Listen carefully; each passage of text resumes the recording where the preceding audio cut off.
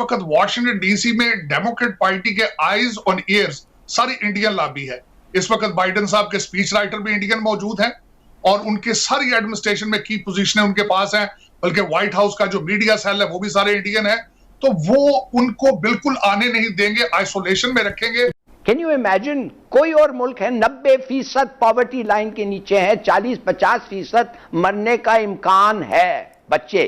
पहले भी गए थे ना कंधार नमाज पढ़ने के लिए, आपको फोटो याद होगी, यही पहुंचे थे फैज हमीद साहब, यही है जिनकी बीवी ने इनको गोली मारी थी। ये सामने जो फोटो जिनकी दिखाई दे रही है। स्वागत है आप सबका दी तथ्य न्यूज़ में। साथियों, आज के वीडियो में मुख्य तौर पर दो टॉपिक हैं। पहला, जिसमें साजिद तरार ये बता रहा है कि इंडिया की जो लॉबी है, इंडियन लॉबी, वो भी यूएस में कितनी ज़्यादा जो है पावरफुल है। जैसे कि आप अपने क्लिप में देखा, जो बाइडेन के अगल बगल आगे पीछे पूरा इंडियंस ने घेर रखा है जो बाइडेन को वाइट हाउस में। वहाँ की मीडिया से लेकर सब चीज़ में इंडियंस वहाँ पर हावी है। दूसरी चीज़, जो आईएसआई का चीफ है वो गया है काबुल अफ़गानिस्तान तालिबान से मिलने, बैठक करने।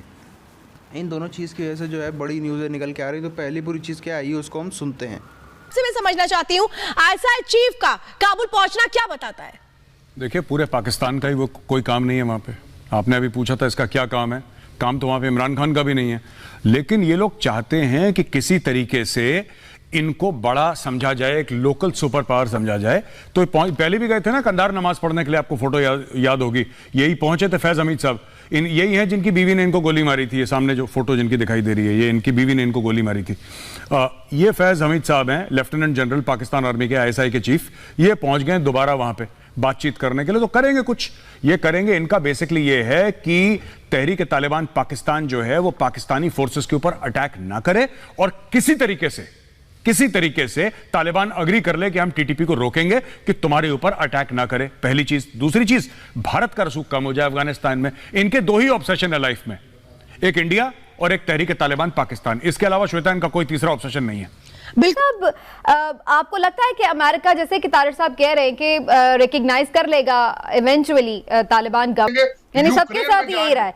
साथियों, जैसा कि आप सबने पूरे वीडियो में देखा, पहली चीज़ तो थी जो इंडियन लॉबी की बात करें तो इंडियन लॉबी जो कि इंडियन संख्या में बहुत ही ज़्यादा कम है। कोई बहुत ज़्यादा संख्या अमेरिका में इंडिया की नहीं है। यही कुछ 1.5 या 2% ऐसा कुछ इंडियंस की संख्या वहाँ पर है। और उसमें इंडियंस लेकिन इतने ज़्यादा डोमिनेंट हैं, इतने ज़्यादा वहाँ पर सत्ता उनके हाथ में है। इसकी वजह से अमेरिकन्स जो हैं वो तो जलते ही हैं, लेकिन जो बाकी ऐसे देश वाले हैं जैसे कि ये पाकिस्तानी हो गए, ये सब भी बहुत ही ज़्यादा जलते हैं। इंडियंस जो हैं, हालांकि बात वही होती है काबिलियत के आधार पर ही सबको जो है वो पोस्ट मिलती है। तो काबिलियत के हिसाब से इंडियंस जो हैं वो बाइडेन एडमिनिस्ट्रेशन में बहुत ही ज़्यादा हावी हैं। अगर हम देखें तो जब चुनाव हो रहे थे अमेरिका में, तब जो है ये पाकिस्तानी नाच रहे थे, गा रहे थे, जब इनको ट्रंप हारता हुआ दिख रहा था और बाइडेन इनको जीतता हुआ दिख रहा था। ये बहुत ज़्यादा खुश थे कि अब तो बाइडेन आए हैं, अब तो जो है कश्मीर पर बात होगी। लेकिन हुआ क्या, इंडियन लॉबी पहले से और भी कई गुना ज़्यादा जो है वो मजबूत हो गई अमेरिका में। आप समझ सकते हैं, अगर सोचिए इंडिया के प्राइम मिनिस्टर को और उनका स्क्रिप्ट लिखने वाला, उनकी स्पीच लिखने वाला, अगल बगल आजू बाजू उनकी टीम में मीडिया सेल सब कोई और देश के हो, तो हम लोग ही कितने ज़्यादा इनसिक्योर हो जाएंगे कि यार वाकई में उस देश के लोग जो हैं वो हमारे यहाँ इतने ज़्यादा हावी हैं, हमारे यहाँ इतने ज़्यादा पावरफुल हैं। तो वाकई में मानना तो पड़ेगा उस देश के लोग बहुत ज़्यादा स्मार्ट इंटेलिजेंट होते हैं जो इतने यहाँ पर आके हावी हो गए।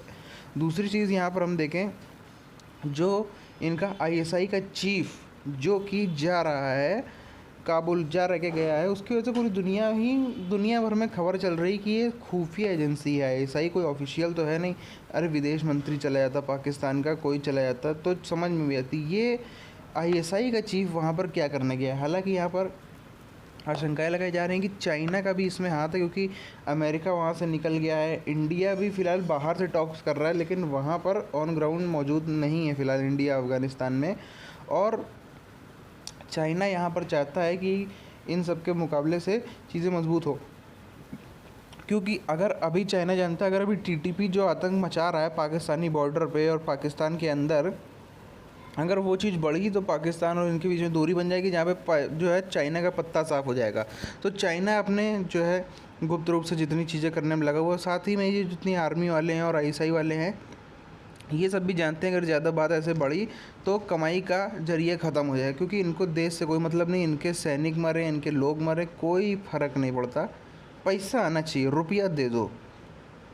तो साथियों फिलहाल इस वीडियो को यहीं पर ख़त्म करते हैं, मिलेंगे आपसे अगले वीडियो में। तब तक अपने चैनल को सब्सक्राइब नहीं किया, सब्सक्राइब करके बेल आइकन दबा लें। मिलते हैं आपसे अगले वीडियो में। जय हिंद।